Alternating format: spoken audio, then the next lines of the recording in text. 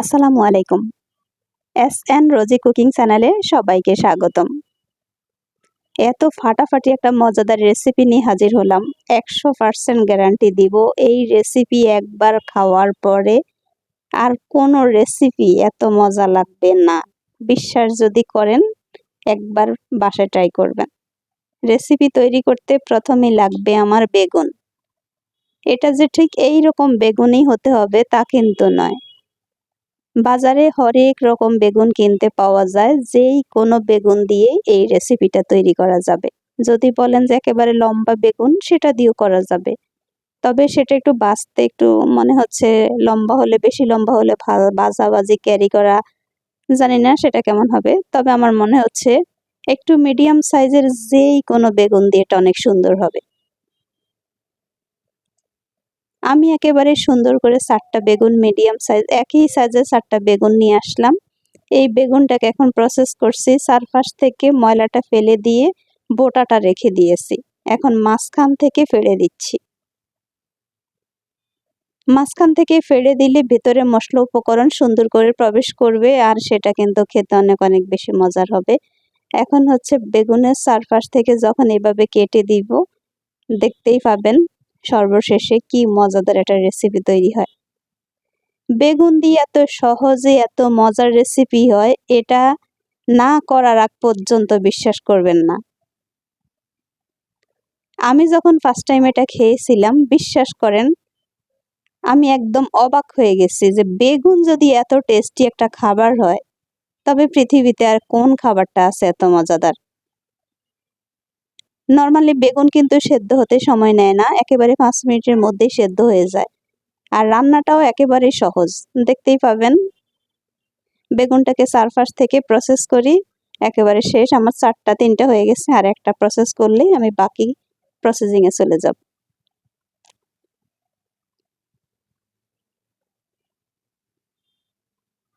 এই জন্যে বোটাটা রাখতে হবে, দেখতেই পাচ্ছেন বোটাটার মধ্যে অনেক সুন্দর করে মুট করে ধরে কাজ করা যায়। এখন আমি এটাকে ধুয়ে ফ্রেশ করে নিয়ে আসলাম। এখন বাকি প্রসেস হচ্ছে মশলা।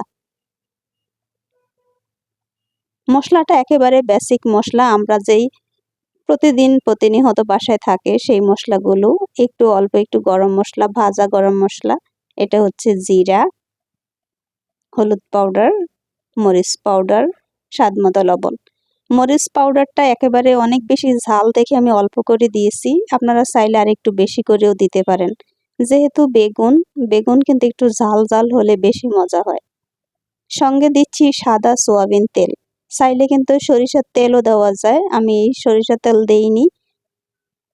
সবগুলো মশলা উপকরণ একসঙ্গে তেলের মধ্যে মিশিয়ে নিব।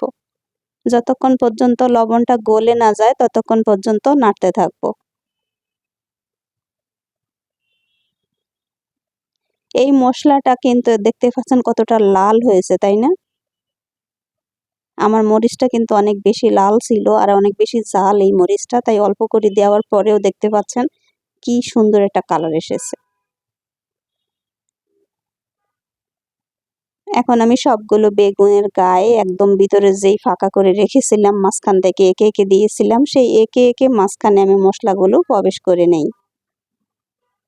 যেহেতু বেগুনটা একটু বড়, তাই একটু হাত দিয়ে ঠিক এভাবে মশলাটা ঢুকিয়ে দিলে তারপর দেখবেন খেতে কিন্তু অনেক বেশি মজার হবে। সবগুলো একে একে সেম প্রসেসেই আমি মশলা লাগিয়ে নিয়েছি। এখন যেটা করব সেটা হচ্ছে এটার ভেতরে আচার। আচার শুনে অবাক হচ্ছেন, তাই না? আজকে তৈরি হতে যাচ্ছে বেগুনি আচার। আচারি বেগুন বলেন আর বেগুনি আচার বলেন, যেই কোনো একটা হলেই হবে। আর আচার যে শুধু জলপাইয়ের আচার দিতে হবে এমনটা নয়, আমের আচার দেওয়া যায়, মানে টক ঝাল মিষ্টি যেই আচারটা থাকে সেটা দিলেই হবে।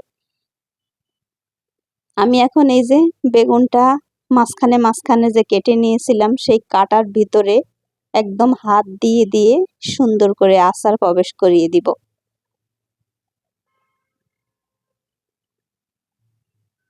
চামচ দিয়ে বা হাত দিয়ে যার যেভাবে সুবিধা হয় ঠিক সেভাবেই আচারের ভিতরে, একদম বেগুনের ভিতরে আচার দিয়ে দিতে হবে।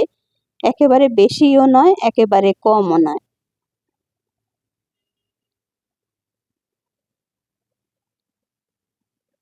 আচারটা দেওয়ার পরে বেগুনটা সেদ্ধ হতে যত তাড়াতাড়ি আপনাকে সহযোগিতা করবে, আবার এই খাবারটা কিন্তু দ্বিগুণ স্বাদের হয়ে যাবে।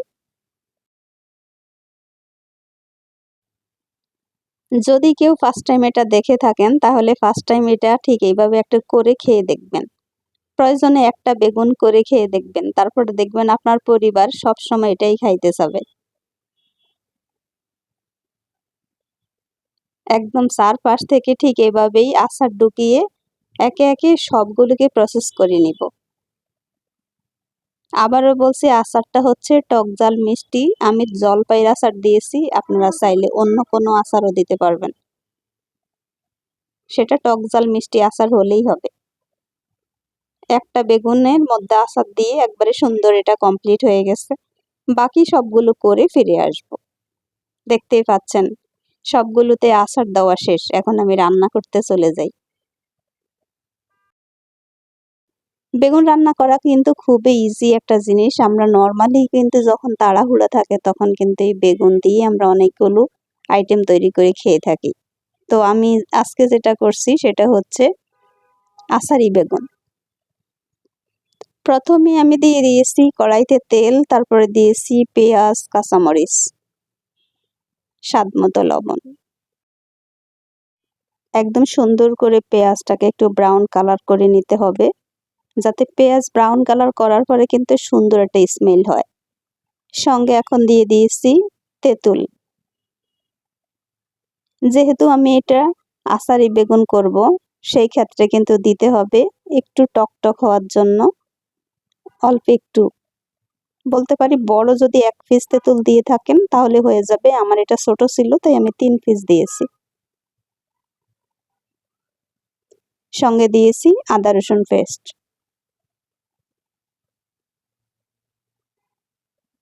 আমি যেহেতু বেগুনের মধ্যে সব মশলা উপকরণ দিয়ে দিয়েছি, তাই আমার এখানে মশলা উপকরণ তেমন কিছু লাগবে না। ওই বাটিটা ধুয়ে আমি দিয়ে দিয়েছি পানি।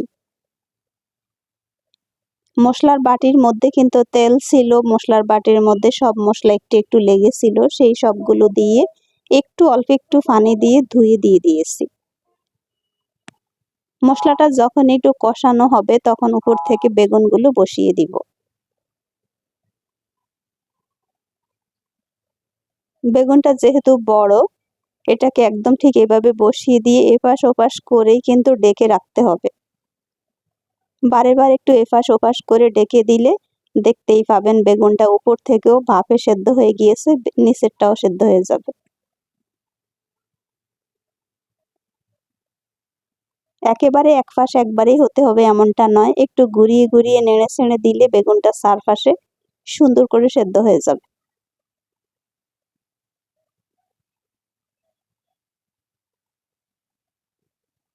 আপনারা চাইলে কিন্তু আর একটু বড় বেগুনও নিতে পারবেন, আবার একটু ছোট বেগুনও নিতে পারবেন। একদম আমার মনে হচ্ছে বেগুন হলেই হবে।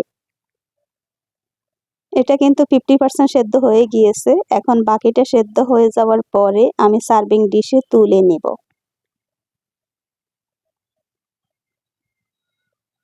আলহামদুলিল্লাহ, সর্বশেষে আমার রান্না কিন্তু ডান।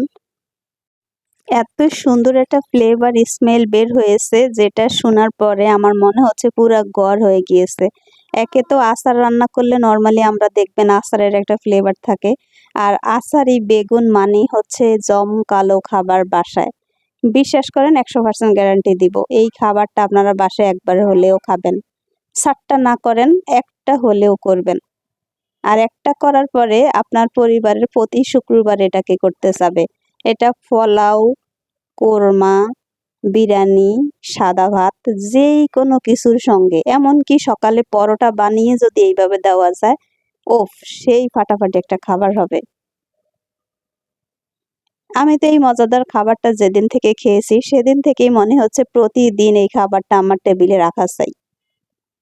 কিন্তু ওই যে সময়ের কারণে হয়ে ওঠে না সবসময় করা। তো আজকে আপনাদের সঙ্গে শেয়ার করলাম। সত্যি কথা বলবেন কিন্তু কেমন হয়েছে রেসিপিটা। কে কোথায় থেকে ভিডিওটা দেখছেন একটা কমেন্ট করে বলবেন, আর কেমন হয়েছে আপনাদের কাছে, কেমন লেগেছে সেটাও কিন্তু বলবেন। ভালো লাগলে ভিডিওতে ছোট্ট একটা লাইক দিয়ে পাশে থাকবেন, শেয়ার করবেন, কমেন্ট করবেন। আর প্রিয়জনকে বেশি বেশি করে এই রেসিপিটা তৈরি করে খাওয়াবেন। আপনি নিজে বাসায় একবার তৈরি করবেন, তারপর একটা কমেন্ট করবেন সত্যিকারে কেমন হয়েছে। সবাই অনেক বেশি এনজয় করেন। আল্লাহ হাফিজ। আসসালামু আলাইকুম।